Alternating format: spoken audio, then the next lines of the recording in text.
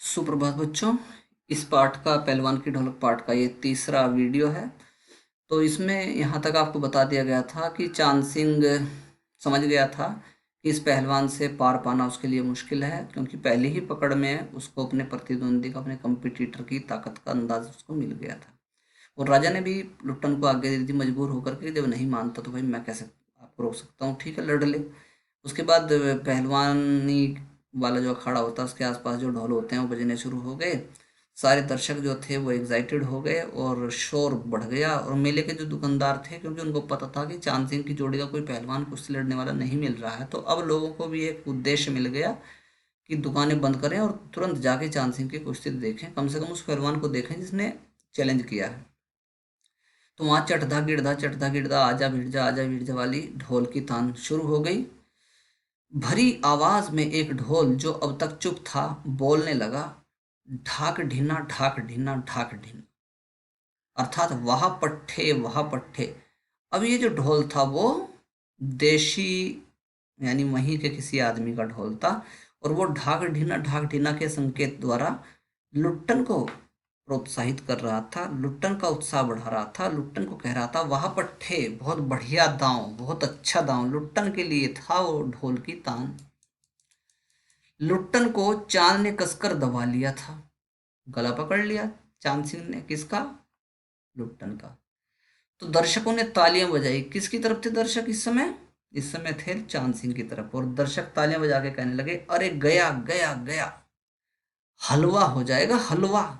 हंसी खेल नहीं है, शेर का बच्चा है बच्चू। बच्चू किसको कहा? लुट्टन को कहा। जिसको तूने चैलेंज किया है लुट्टन बच्चू, वो शेर का बच्चा है, तेरा हलवा बना के खा जाएगा आज। चट गिड़धा चट गिड़धा चट गिड़धा। तो वो ढोल जिसने पहले कहा था ढाक ढीना वाह पट्टे, अब उस ढोल की तान की आवाज आती है चट गिड़धा चट गिड़धा चट गिड़धा। अर्थात वो लुट्टन को कह रहा है ढोल, मत डरना मत डरना मत डरना। लुट्टन की गर्दन पर केहुनी, केहुनी मतलब एल्बो, लुट्टन की गर्दन पर केहुनी डालकर चांद चित करने की कोशिश कर रहा था। सोच रहा था कि इसको गर्दन पकड़ के मैं दबा दूं और जो मेरे दर्शक हैं, जो मेरे प्रशंसक हैं, उनकी उम्मीद को कायम करूं। तो लुट्टन की गर्दन पर केहुनी डालकर चांद चित करने की कोशिश कर रहा था लुट्टन को। तो बादल सिंह कौन था? चांद सिंह का गुरु। चांद सिंह के गुरु बादल सिंह ने उसको कहा, जब देखा कि हाँ वो उसकी गिरफ्त में आ गया है, उसके चेले की गिरफ्त में आ गया है, शिष्य की गिरफ्त में आ गया है लुट्टन, तो उसने कहा अपने शिष्य को, चांद सिंह को, वहीं दफना दे बहादुर, पकड़ और मामला खत्म कर। अपने शिष्य को उत्साहित कर रहा था कौन? बादल सिंह। लुट्टन की आंखें बाहर निकल रही थी। अब भाई चांद सिंह तो पहलवान नामी गिरामी था और ताकत भी थी, और जैसे लुट्टन की गर्दन उसकी कोहनी की बीच में आ गई तो उसने इतना उसको दबा दिया, इतना प्रेस कर दिया कि उसकी आंखें बाहर निकलने को हो गई। उसकी छाती फटने फटने को हो रही थी, सांस नहीं आ रहा था, सांस की नली भी दब गई थी गर्दन के साथ साथ, इसलिए छाती फटने को हो रही थी। राजमत, बहुमत चांद के पक्ष में था। तो राजा, जो श्यामनगर का राजा था, उसके लोग भी वाहवाही किसकी कर रहे थे? चांद सिंह की। और जनता, बहुमत यानी जनता का मत किसके साथ था? चांद सिंह के पक्ष में था। सभी चांद को शाबाशी दे रहे थे, वाह चांद सिंह वाह। लुट्टन के पक्ष में सिर्फ ढोल की आवाज थी, और लुट्टन को एक ही चीज थी जो सपोर्ट कर रही थी पूरे इस मामले में, और वो क्या थी? ढोल की आवाज, जिसकी ताल पर वह अपनी शक्ति और दांव पेंच की परीक्षा ले रहा था। उस ढोल की आवाज पर ही वह अपने दांव पेंच प्रयोग कर रहा था, प्रैक्टिकल कर रहा था। वह ढोल अपनी हिम्मत को लुट्टन सिंह उस ढोल की आवाज को सुनकर के ही बढ़ा रहा था। अचानक ढोल की एक पतली आवाज सुनाई पड़ी। अब ढोल ने वो जो भारी आवाज थी उसको छोड़ के एक पतली आवाज निकालनी शुरू की तान के रूप में। और ये तान क्या थी? धाक धिना त्रिकट तिना, धाक धिना त्रिकट तिना। अब लुट्टन ने इसका अर्थ समझ लिया। मानो लुट्टन को स्पष्ट सुनाई पड़ा हो, यह ढोल उसको कह रहा था, दांव काटो बाहर हो जाओ, दांव काटो बाहर हो जाओ, धाक धिना त्रिकट तिना, धाक धिना त्रिकट तिना। दांव काटो बाहर हो जाओ, दांव काटो बाहर हो जाओ। यानी अपनी पूरी जो शक्ति है लुट्टन, समेट के सारी शक्ति, जो इसने केहूनी से तुझको दबा रखा है, एल्बो से दबा रखा है, इसकी एल्बो को पकड़ के हाथ सीधा क्यों नहीं करता तू? जैसे ही इसकी गिरफ्त से बाहर आएगा, दांव पैंच लगाने छोड़, बल्कि पूरी ताकत के साथ में, इतनी ताकत तो तेरे अंदर है, इसकी बाह तो खोल के तू सीधी कर सकता है, और जैसे ही बाह सीधी होगी, एल्बो की चपेट में जो तू आया हो उससे बच जाएगा। तो ये किसने उसको संदेश दिया? ढोल ने संदेश दिया। इसलिए लुट्टन बार बार कहता है कि ये ढोल ही मेरा गुरु है। और लोगों के आश्चर्य की सीमा नहीं रही। लुट्टन दांव काट के बाहर निकला और तुरंत लपक कर उसने चांद की गर्दन को कस के पकड़ लिया। जो पैंतरा चांद ने चला था उसके ऊपर, वही पैंतरा किसने चल दिया? किसने चल दिया? लुट्टन ने चल दिया। अब उसने चांद की गर्दन को ठीक वैसे ही पकड़ लिया जैसे चांद ने उसकी गर्दन को पकड़ा हुआ था। अब पासा पलट गया। वाह रे मिट्टी के शेर, अच्छा बाहर निकल आया। इसलिए तो जनमत बदल रहा था। पब्लिक का कुछ पता थोड़ा ही होता है। थाली का बैंगन कहा जाता है पब्लिक को, क्योंकि उसका कुछ पता नहीं कि किस तरफ चली जाए। जिधर दिखता है कि हाँ इधर भारी है मामला, तो उधर घुस जाती है पब्लिक जाके। तो अब तक जो पब्लिक चांद सिंह के पक्ष में थी, अब उसका जनमत विचार बदल रहा था। वो किसके पक्ष में आ गई? वो आ गई अब लुट्टन के पक्ष में। जिसका पलड़ा भारी देखती है पब्लिक, उसकी तरफ चली जाती है, झुक जाती है। मोटी और भोंडी आवाज वाला ढोल बज उठा। अब तक वो जो था ना, धाक धिना तिरकट थी ना, पतली आवाज थी। लेकिन अब मोटी आवाज, आपको पता ना ढोल में एक तरफ से पतली आवाज निकलती है, एक तरफ से मोटी आवाज निकलती है। मोटी आवाज अब आती है, चटाक चटधा, चटाक चटधा, उठा पटक दे, उठा पटक दे। तो ये तान आती है चटाक चटधा, जिसका अर्थ क्या है? उठाकर पटक दे। और लुट्टन ने वही किया जो ढोल ने उसको समझाया पढ़ाया। लुट्टन ने चालाकी से दांव और जोर लगाकर चांद को जमीन पर दे मारा। ले, उठा पटक दे। फिर आवाज आई पतले वाली, धीना धीना धिक दीना। यानी चित करो, चित करो। चित करना भी एक क्या होता है, एक पैरामीटर होता है कि उसको कमर के बल सीधा लिटा देना, ये होता है चित करना।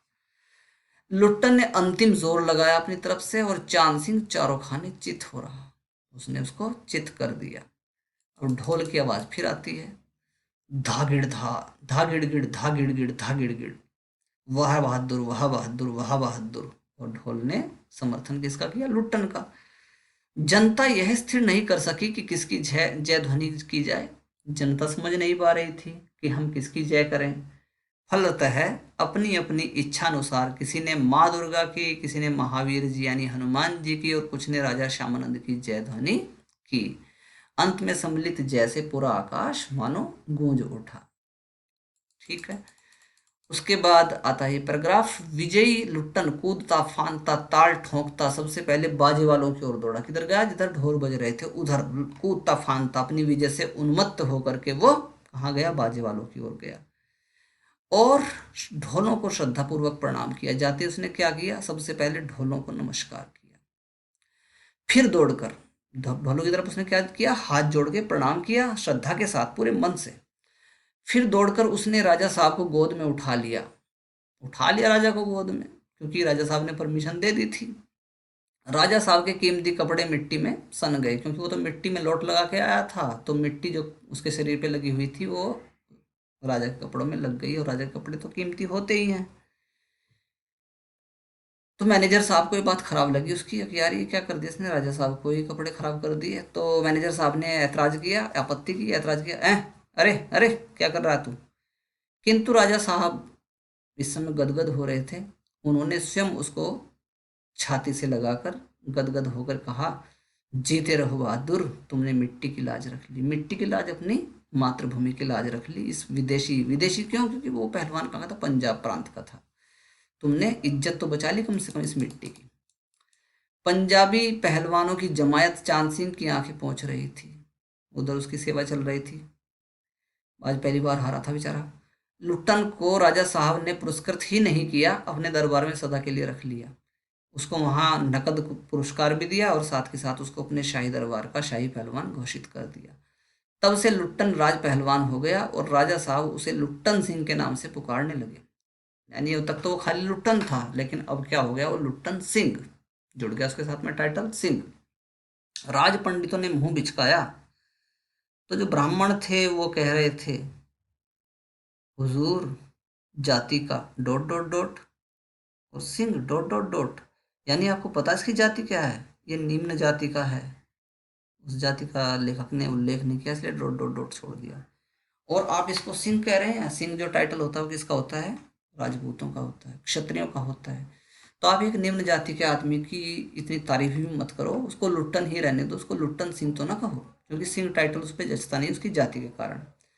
मैनेजर साहब क्षत्रिय थे, राजपूत थे। क्लीन शेव्ड चेहरे को संकुचित करते हुए अपनी शक्ति लगाकर नाक के बाल उखाड़ रहे थे, नाक में उंगली देके छी बाल निकाल रहे थे, और चुटकी से अत्याचारी बाल को रगड़ते हुए बोले, हाँ सरकार यह अन्याय है, आपने क्यों हम उसके साथ में सिंह जोड़ दिया।